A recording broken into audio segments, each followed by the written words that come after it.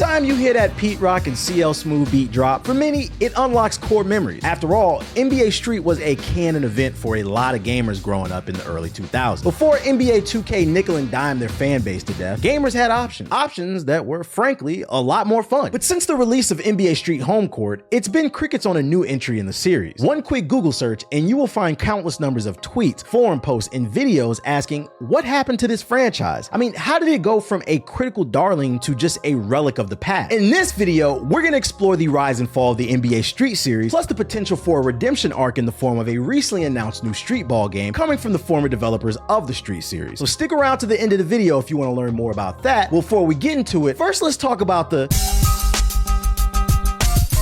If you were a kid that grew up in the 90s and early 2000s, then you remember the year 2001. A bunch of major events happened that kids these days will only read about in a textbook. This is the year the original Shrek movie released in theaters. It's the year the original iPod dropped, which obviously led us to the iPhone, and Jay-Z dropped his classic album, The Blueprint, on September 11th. Now, something else happened on September 11th as well, but we ain't gonna talk about that. Instead, watch this drive. Jokes aside, you know what else I remember about 2001? A game dropped that disrupted the field. Of course, I'm talking about the original NBA Street. This game was a big deal because, with the exception of NFL Blitz, sports games up until this point always aimed for authenticity and realism over fun. The market was wide open for different sports games experiences, and NBA Street kicked down the door. This game took real NBA players and it mixed them with the budding street ball culture of the early 2000s that was being carried by the likes of legends such as Hot Sauce, Escalade, and The Professor. This iconic game featured fictional street legend Stretch on the cover, who obviously drew inspiration from Dr. J. The arcade-style basketball, city circuit mode, and original legends such as Stretch captivated the youth like no other. It was just nothing else like it on the market, and because of it, the original Street went on to sell a combined nearly 3 million units across all platforms. Overall, NBA Street was a solid foundation that helped pave the way for what was to come next. What came next is what many consider to be a bona fide classic. Because let's be for real here for a moment. When someone says they love NBA Street, they're most likely talking about NBA Street Vol.2. If you ask me, NBA Street Vol.2 easily cracks my top 100 video games of all time. I spent countless hours playing the story mode and running multiplayer matches with my friends. It was nothing to be up till 3 a.m. on the weekend playing matches with your friends, and that was partly because this game was released in 2013 when I was 13, so I had unlimited energy, but also because EA Big took everything they learned from the first game and they turned the dial up to 10. Vol.2 is what I refer to as the perfect sequel. It's not a perfect game by any stretch because I don't believe anything is perfect, but for a sequel, it's about as good as it's gonna get, and to its own detriment. You gotta think of games like Assassin's Creed 2 or Batman Arkham City. At their core, they are similar to their predecessors, but given more time and resources, the painting the artist wanted to create is far superior in the sequel. Vol.2 sported better textures, more vibrant colors, a deeper trick bag, a classic soundtrack, and iconic original characters. It was just nothing else on the market at the time that can compare to hitting an off-the-heezy off your opponent's head in one of the many graffiti-filled courts as your created character. One of my favorite things they did is they took the game breaker from the first game and they said, nah, that ain't enough. And then they hit us with the game breaker 2. And by activating it, it was like unlocking cheat codes in the game. You'd activate that and then you're suddenly out there moving like you had magic on your shoes. A cutscene would play and then you would hit the craziest dunk or the craziest jump shot, and it just essentially turned into a free bucket. It was the ultimate way to style on your opponent. Activating this move during a close match was a surefire way to spark a fight in the house amongst siblings and friends. And keep in mind, this game wasn't online, so if you were sitting next to one another talking trash, you had to be ready to fight. And the soundtrack, oh, the soundtrack was just, it was top tier. This wasn't just some background noise to drown out your mom yelling at you to do your homework. The soundtrack was the heartbeat of the game just as much as the gameplay. They had a great mix of mainstream and underground hip hop that often had you sitting at the main screen listening to the music for minutes before even starting the game. One moment you're breaking ankles to Benzino's Rock the Party, and the next you're Harlem shaking to Eric Sermon and Redman's React. The soundtrack was and still is fire. Matter of fact, search NBA Street Vol.2 soundtrack on Spotify if you haven't heard it, and give it a listen if you want to see what I'm talking about. Now let's talk about the tricks in Vol.2 because they wasn't playing around. They added so many new moves that it took even the best players time to learn to chain them all together. You could bounce the ball off your opponent's dome. You could throw yourself alley-oops off the backboard, or you could just kick passes to your teammates in style. And it wasn't just offense getting all the love either. EA Big managed to balance the game well enough that playing defense was just as fun as the offense. You could swat shots into the next area code, or you could just steal the ball so smoothly, you'd have your friends shouting, "Get your hand out of my pocket! Get your hand out of my pocket, nigga!" And to complement it all was the fact that EA went out and got Babito Garcia as the commentator who would shoutcast all throughout every game. He's a legendary DJ from New York City who added a certain flair and authenticity to the street elements of the game. Between the tricks, the Game Breaker 2, the music, the style, it all just came together and it made you feel like you were the coolest person on the planet when you played it. And you know what else was cool? The fictional street ballers that they added to this game. To be honest, I don't even remember most of the NBA roster from this era because it was so long ago. I mean, I remember big names like Kobe and Shaq, obviously, but what I remember most about Volume 2 is names like Stretch, Bonafide, Osmosis, Dime, and Biggie Little. These characters would show up as boss battles throughout the campaign, and if you beat them, you could recruit them to your team. My favorite player was Osmosis. This man could shoot, dunk, rebound, block,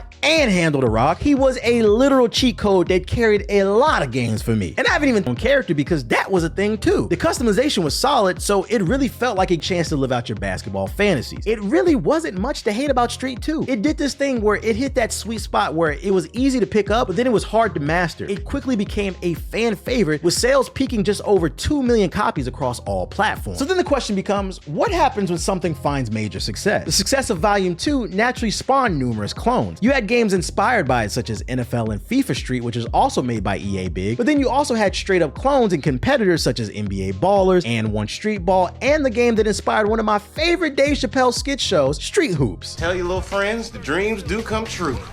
Dave Chappelle came and saw you in the hospital and whooped your monkey ass in some street hoops. You think it's my first time? I got PlayStation. I'm rich. I'm rich, bitch. Here it come. With it. Oh! You can pick them little sticks up, white boy, and get to the game. I have an agenda, and it goes like this. Oh! Babe, I don't feel good.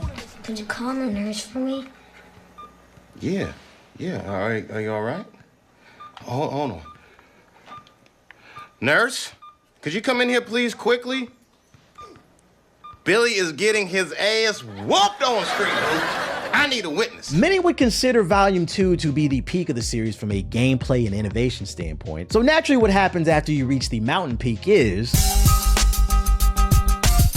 NBA Street V3 released 2 years after Volume 2 in 2005, and it wasn't the downfall of the franchise, but I'd argue it's the first game in the series that showed chinks in the series' armor. After all, it is the second worst selling game in the series at only just over 1 million units across all platforms. The fun was still there with V3, and there were some cool new additions to the game such as the dunk contest, street challenges, and LeBron James. Yeah, that's right, ladies and gentlemen. My earliest memory of playing as LeBron in a video game was in NBA Street V3 back in 2005. It speaks volumes to Captain America's longevity in the league. It made that one last 2024 gold medal run that much sweeter when we beat France's ass. Look at all this freedom on display. When Team USA was in trouble, the ball was in number 6, LeBron James's hand.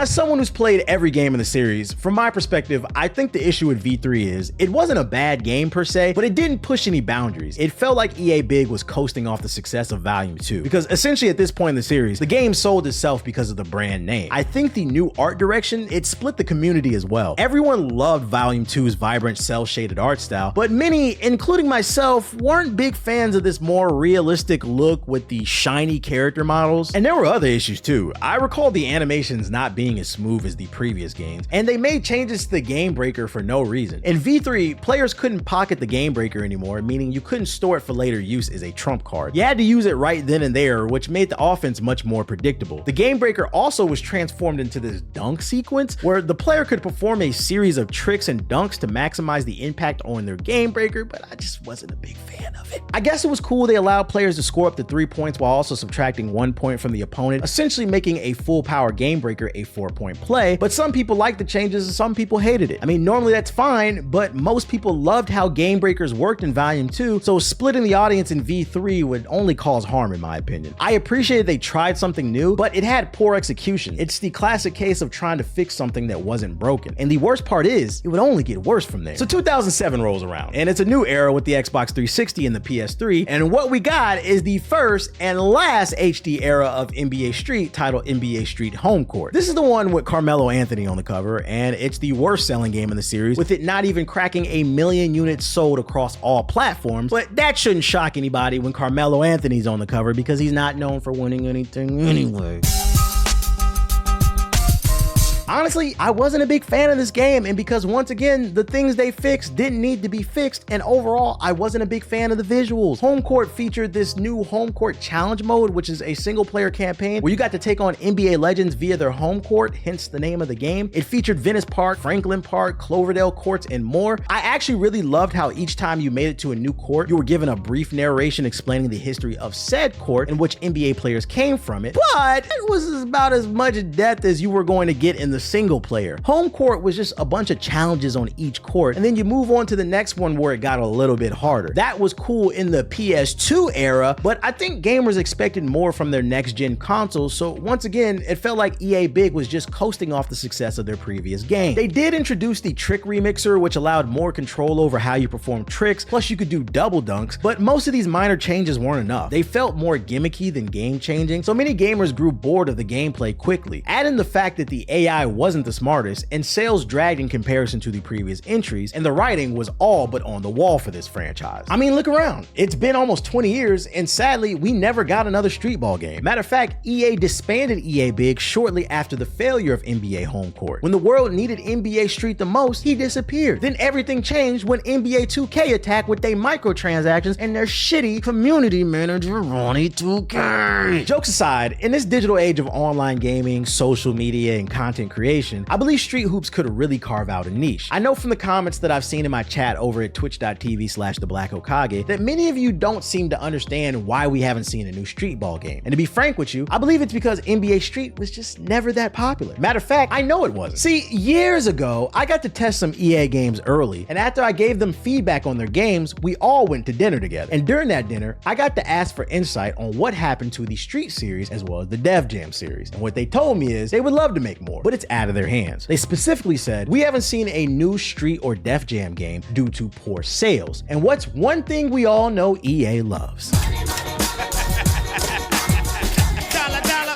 Now, for some of you, that might be hard to believe, but allow me to explain. NBA Street went triple platinum. No, diamond in the hood. But honestly, it didn't anywhere else. See, the Street series is a cult classic, but it never crossed over into the mainstream. Those developers told me the series didn't sell well, and if those numbers over at VG Charts are correct, if you add up the sales of every version of NBA Street, and I'm talking about NBA Street 1, 2, 3, Homecourt, and the PSP version, if you combined them all, they only sold around 8.5 to 9 million copies across all platforms. And that might sound like a lot to you, but to put things in perspective, Spider-Man 2 came out last year in 2023, and at the time of this recording, it's already moved 11 million units as a PS5 exclusive. Baldur's Gate 3, that released last year in 2023, and it's moved 15 million units in just 1 year. Hogwarts Legacy, that released last year, and they've already sold 24 million copies in just 1 year. The point I'm trying to make is that 8 million is not a lot in sales considering that's combined sales from the PS2, GameCube, PS3, PSP, and the Xbox 360. Now, to play devil's advocate, I do have some theories on why the numbers are so low. The first being, we have to adjust for gamer inflation. Gaming has gone mainstream and there's just more gamers than ever. And the reality is that when Street was popping, gaming wasn't as popular back then. So in theory, if we properly marketed a new Street game, it should be able to sell far more units if the game is good. My other theory on why sales are so low is because although this went triple platinum in the hood, a lot of us couldn't afford a copy. Matter of fact, I'm willing to bet many of you played Street 2 on an emulator later in life. I'm willing to bet money that many of you watching this played a Street game, but you didn't own one. You probably borrowed it from a friend or you played it at a cousin's house, and that's okay. Those people now, they're grown and they would have buying power to support a new Street game, which further supports my original argument about how gaming has gone mainstream. Combine that with content creators producing funny and epic clips to post to social media, and you have a potentially winning recipe. I believe gamers are thirsty for a new NBA Street, but sadly, since the release of Homecourt, we've only seen some games attempt to fill that arcade basketball void, such as NBA Playgrounds, but it just wasn't the same. That was more in alignment with NBA Jam than NBA Street, and because of the lack of Street games, many have feared this beloved franchise would be lost to time. That is, until a few weeks ago.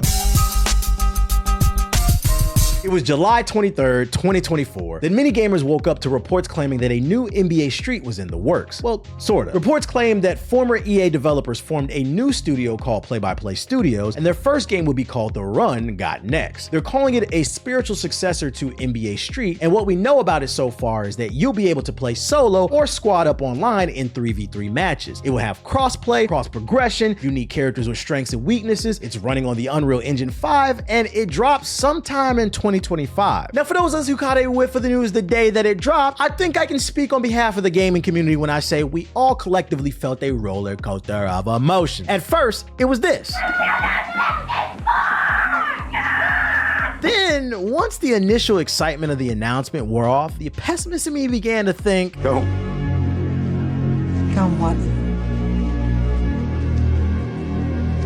Don't give me hope. Jokes aside, I'm happy to see someone's giving arcade-style sports games another shot because I really believe there's a market for it. That being said, I do have some concerns, so it's time for Consultant Hokage to put on his thinking cap and provide some feedback. Because just because something wants to be a spiritual successor doesn't mean it's gonna be good. Let's not forget mighty number 9. My first concern is there's no NBA license announced alongside this game. I do not think this game needs the NBA license, but I will say it certainly wouldn't hurt either. Without having access to playable NBA players such as Ja Morant and Jason Tatum, this game might face an uphill battle. Some people just want to play as their favorite players. That being said, you can do it without it, but it's gonna take some good marketing. But if getting the NBA license is in the budget, I'd say go for it. The next thing I'd like to bring up is please consider changing the name. It's too long and it's convoluted. Instead of calling it The Run Got Next, I'd suggest cutting the run out of the name and just calling it Got Next. Always keep things as simple as possible so it's easier for the average person to remember. Also, Got Next is just a fire name. It's in tune with the culture. Hey yo, I got next. The third suggestion I'd like to make is include a story mode. Don't make it some basic campaign where you're just running from court to court playing legends of that city. Y'all already did that in the previous games. Add some depth to these legends y'all announced like Spin Cycle and Highwire. Who are these people? What are their motivations? Give them some drama. It doesn't have to be a long story. It can be a 3 to 6 hour story, but I'd suggest putting a little extra meat on the bone for the world building purposes. My fourth suggestion, make sure the online is smooth as butter and there are plenty of things to do and work towards for playing online. Whether it's new gear to dress your character in, stat boosts, or leaderboard, give the player something to strive towards so we stay on the game, unlike NBA 2K. Also, include like new game mode, like add something like horse, something to just make it stand out and to keep us on the game for the online. And my fifth and final suggestion, I want to hear from you, the viewer. Comment below what new gameplay mechanics or quality of life changes you would like to see in a new Street Ball game. And when you're done getting your comments off, do me a favor and click the card you see on the screen right now. Watch my video explaining why I uninstalled Sekiro Shadows Die Twice a second time. And I promise you, it's not what you think.